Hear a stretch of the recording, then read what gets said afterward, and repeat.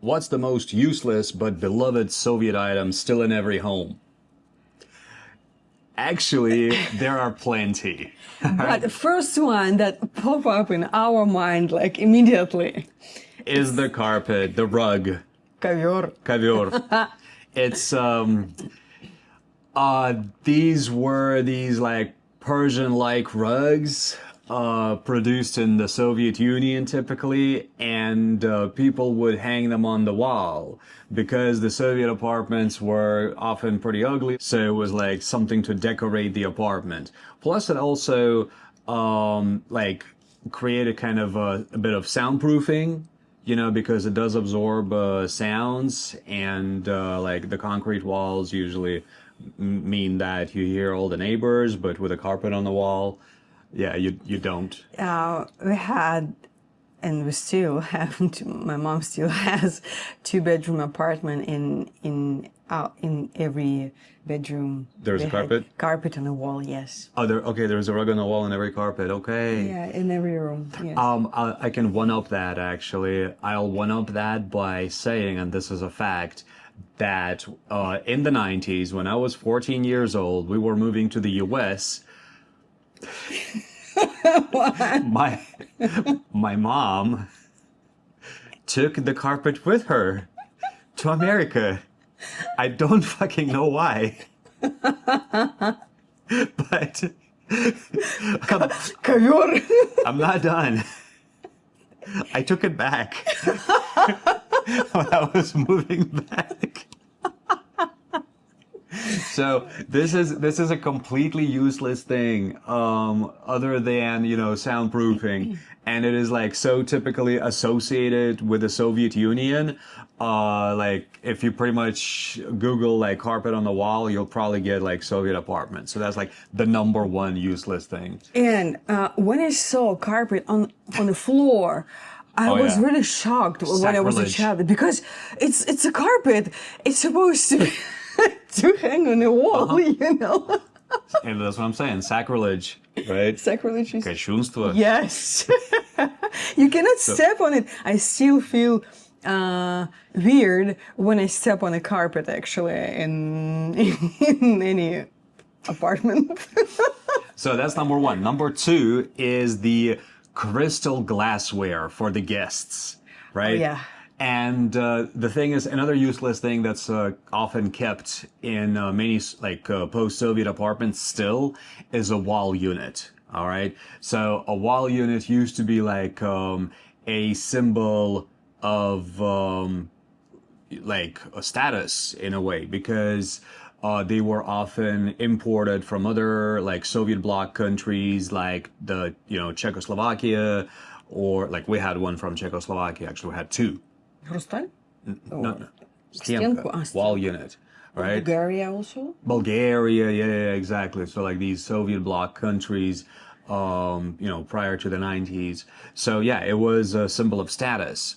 And a lot of them are still gathering dust in many apartments, especially the ones that are inhabited by older people, right? Now, most people live in apartments. Like the population in post-Soviet countries is highly urbanized, and these apartments are like they look the same because they're standardized, right? So that's why a lot of like post-Soviet cities have a lot of buildings that look really similar because of this, like standardized architecture, and a lot of people kind of have the same looking apartments more or less. And these apartment blocks only differ by the period of time they were built in. So we actually call them like stalinka, khrushchevka, brezhnevka, and like panelka. Panelka. So these are like the different apartment buildings that still, you know, obviously exist in Russia and other post-Soviet countries. Well, in these apartments, the wall unit was the central unit. And in that wall unit, the crystal glassware was kept in a display case, like one of the units was... Mirror inside, Yeah. and the glass, the door, glass doors. Yeah. And so you can open it. The cabinet doors were glass. Yeah. You can open it and observe your crystal glassware for Or the guests. you just not necessarily to open, you know, so just observe. And these things, again, they used to be symbol of status, like they were for the guests, because when the guests come, you take them out and you put like candy in there or like some fruit or whatever, right? No, you also have like fougere, what do you call it? And Like, well, glasses.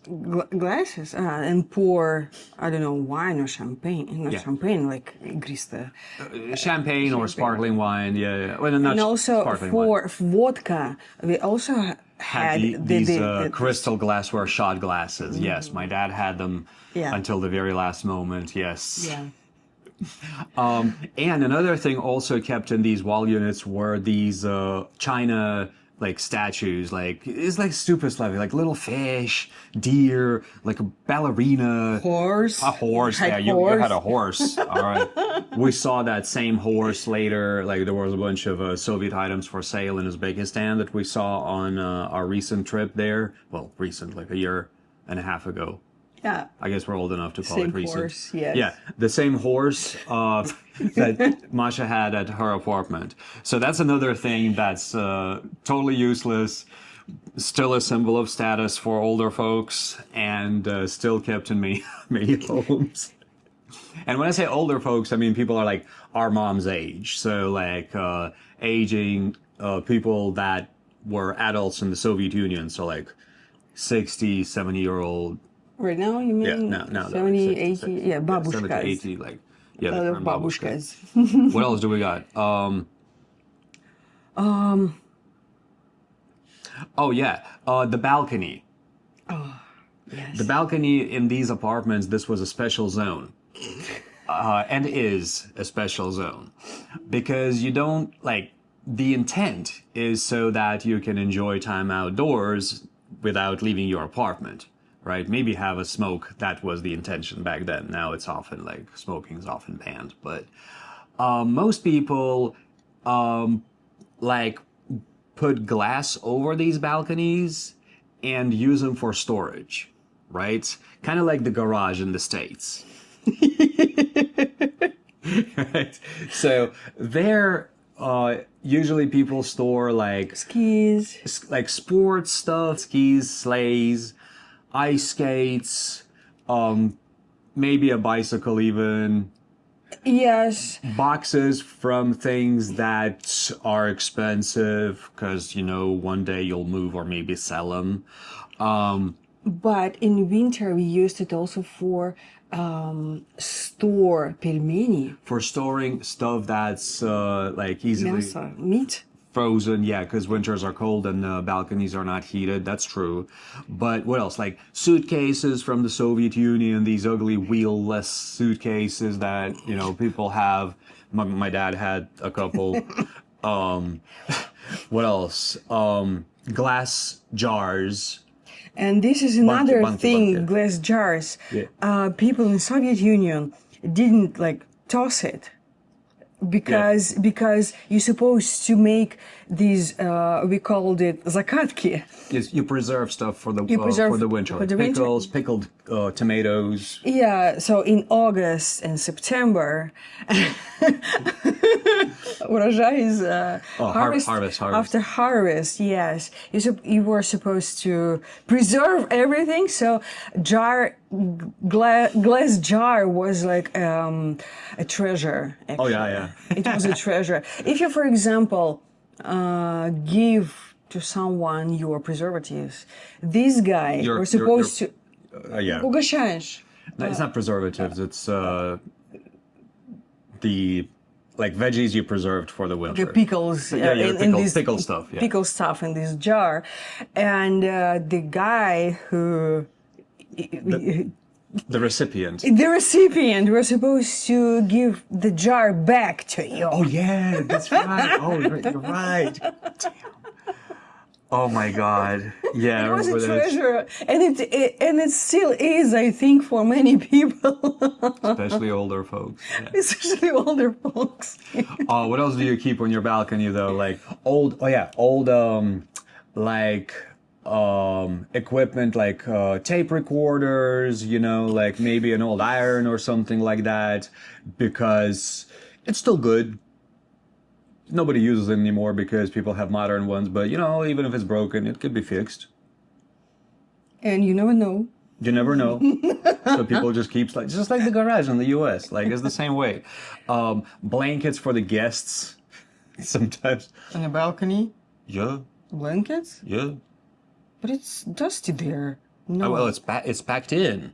No, we never did that. We did. Раскладушки, maybe. Oh yeah, a cot for the guests. That's a typical one. So like the balcony is like a black hole of the Russian apartment, basically. Yeah. So yeah, that's most of the stuff that people usually keep from the Soviet Union. Sometimes that most of it is useless, but it can be used for the guests or for a holiday, for New Year's. And another thing that has to be mentioned, can't have a video like this without mentioning this. This is a typical Russian habit that originated in late Soviet Union, perpetuated in the 90s, and that is Пакет с пакетами. пакет с пакетами, a bag with bags.